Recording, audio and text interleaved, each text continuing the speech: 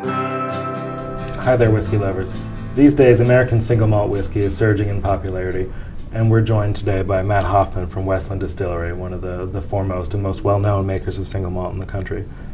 Matt, can you tell us a little bit about making single malt whiskey in America as opposed to in Scotland? Yeah, well, there's a couple of things about it. The first thing is we make single malt in the Northwest because we grow barley. And that's one of the things sometimes people think, shouldn't you be making bourbon if you're in the U.S.? Well, no, we're a long ways away from Kentucky. We're like literally as far away from Kentucky as you can get. And our climate's different, our soil's different. We are one of the best barley growing regions in the world in Washington state. Mm-hmm. And so we should be making single malt whiskey instead of bourbon, we believe.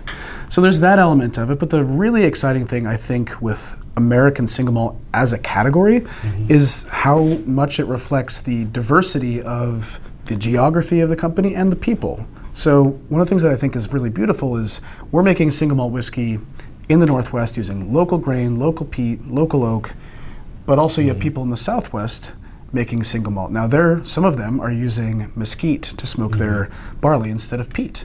And that's a much more authentic way for them to make smoked whiskey down there because they don't have peat. Yeah. And there's stories like that that are happening all across the country where you have people who are trying to make a malt whiskey that is reflective of the region they come from. I think that's beautiful. That's something that Scotland can never do as well as we can because our country is so big and so diverse. Right. So the most authentic way for you to make single malt is different than it is in Texas or absolutely, Maine or absolutely. Like that. And that's, for people who are enthusiasts of single malt as a category, there's so much new exploration. People know Scottish single malt whiskeys, they know Japanese single malt whiskeys, but in American single malts, not only are those going to be largely different from the Scottish single malts, but they will be different within the category, which is the great strength, I think, of America in single malt. So this is your peated single malt, and this is made with Scottish peat, but a few years from now you'll have a whiskey made with Washington peat, right? That's correct, yeah. So this is made with Scottish peated malt.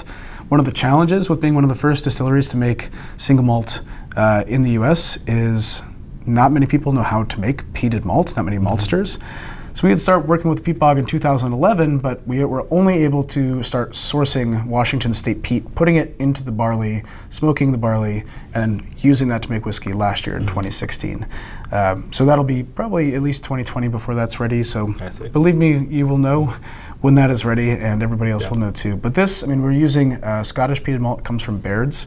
Now this is a balanced peated whiskey, and all of the 3 core range products we make, we want to showcase malted barley. So we like making a peated whiskey, but we're not on Isla. We're in Seattle. Right. It's a different place. We're not trying to make a peat bomb.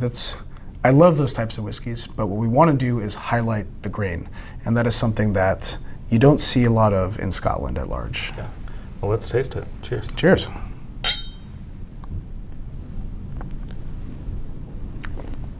It's smooth and subtle, and there's maybe a little bit of a cherry note or something like that. Yeah, so you get a little bit of that element of our Belgian brewer's yeast. So that's where that cherry note comes from.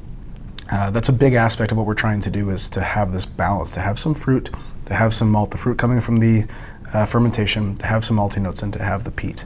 We like balance. I think it's, in America, everybody's always about bigger and more, and well, that's exciting in some things. For a product like this, we want it to be really well balanced, that you can drink some, you can have more than one. Yeah. So how does this whiskey reflect the Pacific Northwest to you? It's a couple of things. One, the Scottish peated malt that's in there, that's balanced against the Washington state pale malt that we have in there, and also some of the roasted malts. But I think the big part of it is the intention behind it, and that this is not a copy of Scottish peated whiskey made in the U.S. This is an American single malt whiskey made in Seattle that also happens to be peated. That's where you're getting that element of cherry and those kind of darker malty flavors, the kind of cookie element that's in this. That's something they don't really have in Scottish whiskey. And that is, I think, the part that's more definitive as far as what is from the Pacific Northwest.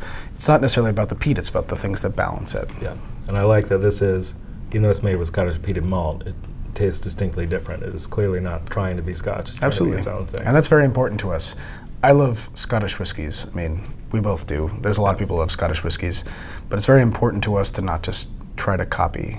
We want to make something that is distinctive and authentic to where we're from. Thank you for joining us, and cheers. Yeah, cheers.